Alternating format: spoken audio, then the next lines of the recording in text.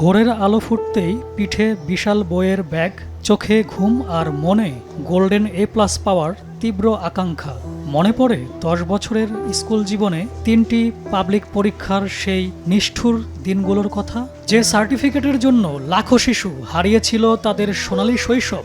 দিন শেষে কেন তা নিছক অর্থহীন কাগজে পরিণত হলো? কোথায় হারিয়ে গেল সেই পিএসসি আর জেএসসি পরীক্ষা? শিক্ষা বিশেষজ্ঞরা যেটিকে বলতেন সৃজনশীলতা ধ্বংসের কলঙ্কিত অধ্যায়, সেই অধ্যায় কি আবারও ফিরবে? পিএসসি বা প্রাইমারি স্কুল সার্টিফিকেট এবং জেএসসি বা জুনিয়র স্কুল সার্টিফিকেট, সহজ ভাষায় বলতে গেলে এগুলো ছিল পঞ্চম এবং অষ্টম শ্রেণীর শিক্ষার্থীদের জন্য কেন্দ্রীয়ভাবে আয়োজিত বোর্ড পরীক্ষা। যেমনটি আমরা এসএসসির ক্ষেত্রে দেখি, সারা দেশের লাখ লাখ শিক্ষার্থী একই দিনে একই প্রশ্নে এসব পরীক্ষায় অংশ নিত। পিএসসি ছিল একজন শিক্ষার্থীর জীবনে প্রথম বড় কোনো পাবলিক পরীক্ষা। পিএসসি ও জেএসসি পরীক্ষা কবে থেকে চালু হয় সেটি জানার আগে এর পেছনের গল্পটা জানা প্রয়োজন। জানা যায়, পিএসসি পরীক্ষা চালুর আগে তৎকালীন শিক্ষামন্ত্রী নুরুল ইসলাম নাহিদ বিভিন্ন স্কুল পরিদর্শন করতেন।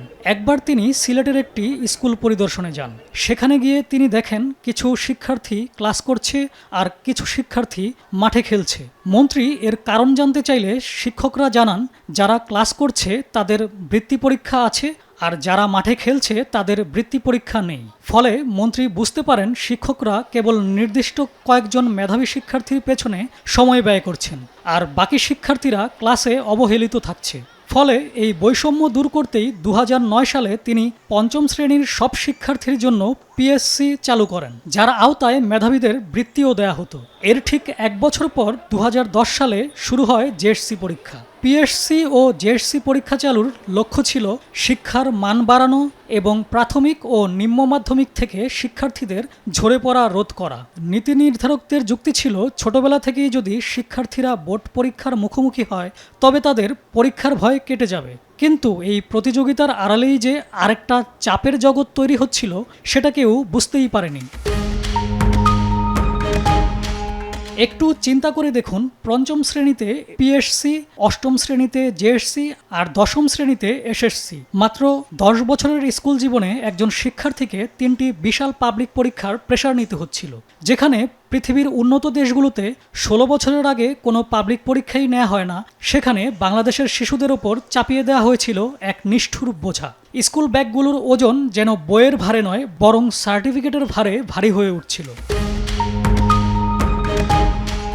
গোল্ডেন A+ পেতেই হবে, এই একটি বাক্য ধ্বংস করে দিয়েছিল লাখো শিশুর শৈশব। শুরু হয়েছিল কোচিং বাণিজ্য। ভোরের সূর্য ওঠার আগেই শিশুরা কোচিং সেন্টারে লাইন দিত, আর রাত অবধি চলত গাইড বইয়ের মুখস্থবিদ্যা। খেলাধুলার মাঠ খালি হয়ে গেল, আর ডাক্তারদের চেম্বারে বাড়তে থাকলো হতাশায় ভোগা শিশুদের ভিড়। মুখস্থবিদ্যার এই ইঁদুর দৌড়ে সৃজনশীলতা হারিয়ে গেল বহুদূর। বাবা মায়ের সামাজিক মর্যাদা নির্ভর করতে শুরু করলো সন্তানের রেজাল্ট শিটে। একটি সার্টিফিকেট যার জন্য শিশু হারিয়েছে শৈশব, বাবা মা ঢেলেছেন লাখ লাখ টাকা, কিন্তু দিন শেষে সেই কাগজের মূল্য কত? বাস্তবতা হলো, পিএসসি আর জেএসসির সনদ শিক্ষার্থীদের কেরিয়ারে কোনো কাজেই আসেনি। চাকরির ক্ষেত্রে ন্যূনতম যোগ্যতা চাওয়া হয় এসএসসি বা এইচএসসি, কোথাও পিএসসি বা জেএসসির সার্টিফিকেট চাওয়াই হয় না। উচ্চশিক্ষাতেও এই সনদগুলোর তেমন মূল্য ছিল না। বিশ্ববিদ্যালয়ে ভর্তি বা বিদেশে পড়ার আবেদনে এগুলো অপ্রাসঙ্গিকই থেকে গেছে। ফলে এসব সনদ নিছক অর্থহীন কাগজ ছাড়া আর কিছুই মনে হতো না। শিক্ষা বিশেষজ্ঞরা এটিকে একটি যান্ত্রিক শিক্ষা পদ্ধতি হিসেবে উল্লেখ করেছিলেন। ইমেরিটাস অধ্যাপক সিরাজুল ইসলাম চৌধুরী বলেন, পিএসসি এবং জেএসসি পরীক্ষা শিক্ষার্থীদের সৃজনশীলতা ধ্বংস করে দিচ্ছে। শিশুরা এখন আর জানার জন্য পড়ছে না, বরং পরীক্ষায় পাশের জন্য পড়ছে। অন্যদিকে অধ্যাপক সৈয়দ মঞ্জুরুল ইসলাম মনে করতেন, এটি শিক্ষার মূল উদ্দেশ্যকে ব্যাহত করছে। তিনি বলেন, শিক্ষার্থীরা কেবল মুখস্থবিদ্যায় পারদর্শী হচ্ছে, যা তাদের চিন্তাশক্তিকে রুদ্ধ করে দিচ্ছে।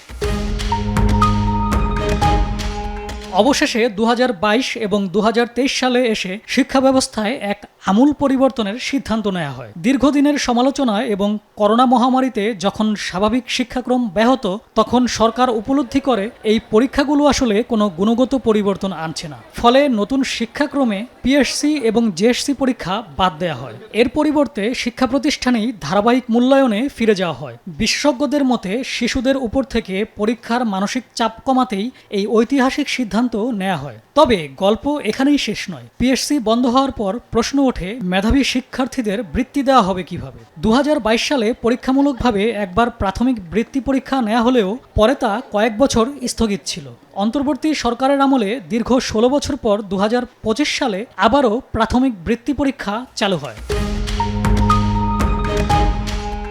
বর্তমানে বাংলাদেশের শিক্ষা ব্যবস্থা এক রূপান্তরের মধ্য দিয়ে যাচ্ছে। বর্তমান বিএনপি সরকারের লক্ষ্য হল মুখস্থ নির্ভর শিক্ষা থেকে বেরিয়ে যোগ্যতা নির্ভর শিক্ষা ব্যবস্থা কায়েম করা, যেখানে সারাদিন বই পড়ার চেয়ে হাতে কলমে কাজ শেখাকে প্রাধান্য দেওয়া হবে। সরকার চাচ্ছে শিক্ষার্থীরা যেন শুধু জিপিএ 5-এর পেছনে না ছুটে প্রকৃত জ্ঞান অর্জন করে। সম্প্রতি ঢাকা বিশ্ববিদ্যালয়ে এক অনুষ্ঠানে প্রধানমন্ত্রী তারেক রহমান বলেন, মুখস্থবিদ্যা এবং সার্টিফিকেট নির্ভর শিক্ষা ব্যবস্থা থেকে বেরিয়ে আসতে হবে। সময় উপযোগী শিক্ষা কারিকুলাম ছাড়া বৈশ্বিক প্রতিযোগিতায় টিকে থাকা সম্ভব নয়। তাই প্রচলিত শিক্ষা ব্যবস্থাকে ঢেলে সাজাতে হবে। এছাড়া বেকারত্বের হার কমাতে স্কুল পর্যায় থেকেই সরকার শিক্ষা কারিকুলামে কারিগরি এবং ব্যবহারিক শিক্ষা বাধ্যতামূলক করার পরিকল্পনা নিয়েছে। ফলে পিএসসি ও জেএসসির সেই পুরনো প্রথা যে আর ফিরছে না তা প্রায় নিশ্চিত।